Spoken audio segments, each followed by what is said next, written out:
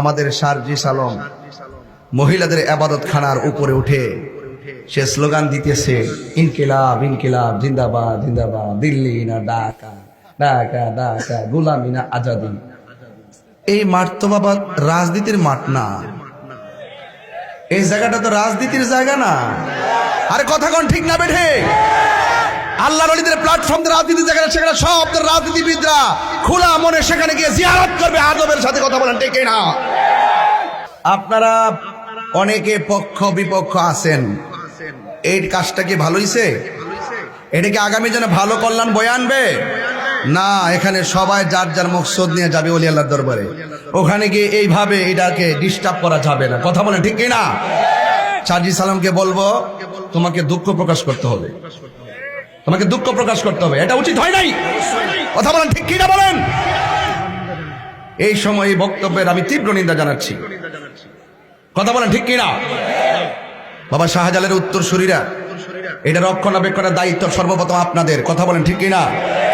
আর আমরা তো আছি মাঠে ময়দানে, যে কোনো মুহূর্তে যে কোনো ক্রান্তি লগ্নে সার্বভৌমত্ব সুরক্ষায় ধর্মদ্রোহীদের বিরুদ্ধে দেশ নিয়ে ষড়যন্ত্র করা হলে, যে কোনো ধরনের অপপ্রচার, যে কোনো ধরনের অশালীন বক্তব্য, যে কোনো আপত্তিকর বক্তব্য, যা কিছু করা হবে সেটা নিন্দা ইনশাল্লাহ আমরা জানাবো, কথা বলেন, ঠিক না বেঠে?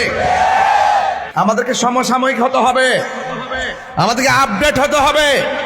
খানকায় আর তাসবিহ টিপলে চলবে না, মাঠে নামতে হবে, ঠিক কিনা বলেন? এ দেশ আউলিয়া কেরামের দেশ, এই দেশে ইসলাম এনেছেন আল্লাহর আলিগণ। সব সময় বাংলাদেশের সব রাজনীতিবিদরা বাবা শাহজালাল ইয়ামানী রহমতুল্লাহের মাজারে নম্র ভদ্র উজু করে সুন্দর করে সূরা ফাতিহা সূরা ইখলাস পড়ে পড়ে সব গিয়ে সেই শাহজালাল ইয়ামানী রহমতুল্লাহের মাজারে গিয়ে জিয়ারত করে, আদবের সাথে যায়, আদবের সাথে আসে, কথা বলেন, ঠিক না বেঠে? আমি গতকাল একটা চিত্র দেখেছি, আমাদের শারজিস আলম মহিলাদের ইবাদত খানার উপরে উঠে সে স্লোগান দিতেছে, ইনকিলাব ইনকিলাব জিন্দাবাদ জিন্দাবাদ, দিল্লি না ঢাকা, ঢাকা ঢাকা, গোলামি না আজাদি। এই মাঠ তো বাবা রাজনীতির মাঠ না, এই জায়গাটা তো রাজনীতির জায়গা না। আরে কথা কোন ঠিক না বেঠে?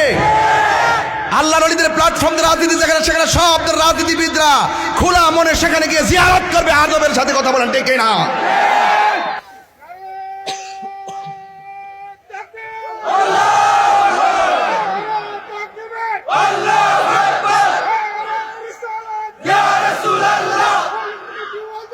জিন্দাবাদ জিন্দাবাদ জিন্দাবাদ জিন্দাবাদ, আল্লাহ জিন্দাবাদ, সাহেব কিবলা নির্দেশ, বাঁচাও ইমান বাঁচাও দেশ, বাঁচাও তো কারাকবাল, শাহজালালের তরুয়ার,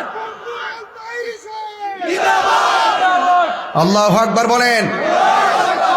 আপনারা অনেকে পক্ষ বিপক্ষ আছেন, এই কাজটা কি ভালো হইছে? এটা কি আগামী জন্য ভালো কল্যাণ বয়ে আনবে? না, এখানে সবাই যার যার মকসদ নিয়ে যাবে ওলি আল্লাহর দরবারে। ওখানে গিয়ে এইভাবে এটাকে ডিস্টার্ব করা যাবে না, কথা বলেন, ঠিক না? শারজিস আলমকে বলবো, তোমাকে দুঃখ প্রকাশ করতে হবে, তোমাকে দুঃখ প্রকাশ করতে হবে, এটা উচিত হয় নাই। কথা বলেন, ঠিক কিনা বলেন? এই সময় এই বক্তব্যের আমি তীব্র নিন্দা জানাচ্ছি, কথা বলেন, ঠিক কিনা? বাবা শাহজালালের উত্তরসূরিরা, এটা রক্ষণাবেক্ষণের দায়িত্ব সর্বপ্রথম আপনাদের, কথা বলেন, ঠিক কিনা?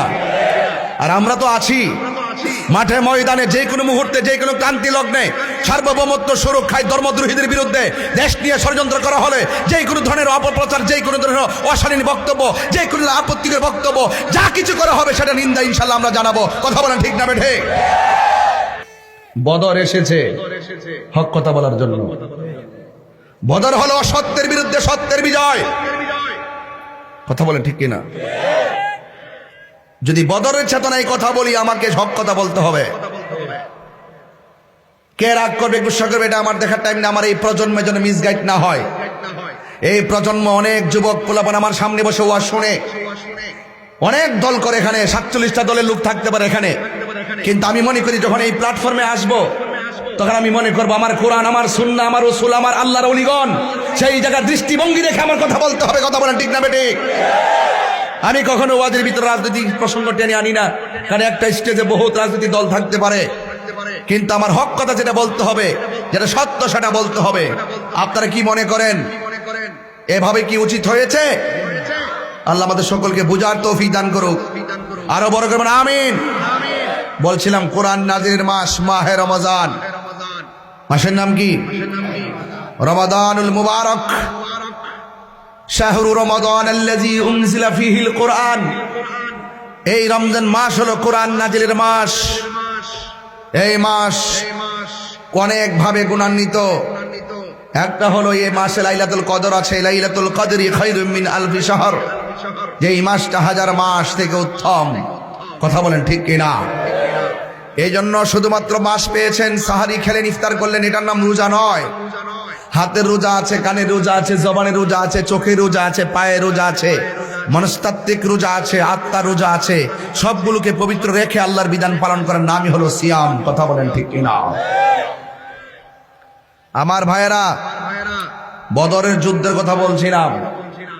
এই বদরের সাহাবীদের উসিলায় যেন আল্লাহ পাক আজকের মাহফিলটাকে কবুল করে। সকলে বলেন আমিন।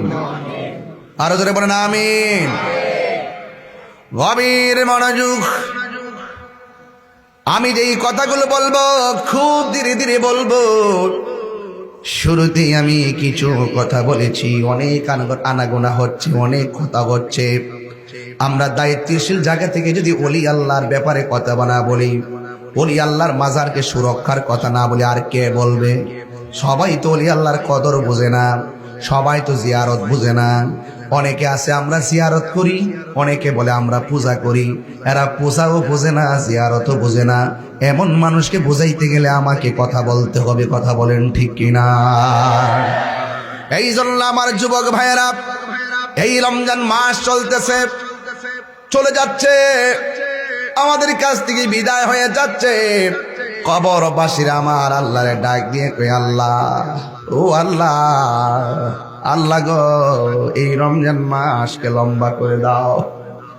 এই রমজান মাস থাকলে বড় ভালো লাগে, রমজান মাসকে লম্বা করে দাও। আল্লাহর হাবিব বলেন, কেউ যদি রমজান মাসে মারা যায়, আল্লাহ রাব্বুল আলামিন তাকে অফুরন্ত নিয়ামতের বিছানায় তারে কবর শায়িত করে দেয়। আল্লাহর হাবিব বলতেন, ফামসাইনা আতিয়াবু ইনদাল্লাহি মিন রিহিল মিসকে। আল্লাহর হাবিব বলেন, রোজাদারের মুখের দুর্গন্ধ আমার আল্লাহর কাছে মেশকে আম্বরের চাইতে আরো সুগন্ধ লাগে। আমার নবী, আপনার নবী সাহাবায়ে কেরামদেরকে নিয়ে যখন দিনের কাজ করতেন, আল্লাহর হাবিব যতদিন পর্যন্ত নীরবে নীরবে গুহায় গুহায় আল্লাহ আল্লাহ জিকির করতেন। আল্লাহ আল্লাহ ক্যা মুবারক নাম হ্যায়, আল্লাহ আল্লাহ আশিকুন কা কাম হ্যায়। আল্লাহর হাবিব যখন আল্লাহর জিকির করতেন, কাফেররা শুনতেন না। আর কাফেররা আমার নবীর চলাফেরা দেখে, নবী পাক সাল্লাল্লাহু আলাইহি সাল্লামের ভদ্রতা দেখে কাফেররা আমার নবীরে আল আমিন ঘোষণা দিয়েছেন। তাদের অর্থ সম্পদগুলো আমার নবীর কাছে তারা গচ্ছিত রাখতেন। কিন্তু আমার নবী যেই দিন কাফেরদেরকে বললেন, এ আবু জেহেল, আল্লাহ ছাড়া কাউকে সেজদা করা যাবে না, সেজদা পাওয়ার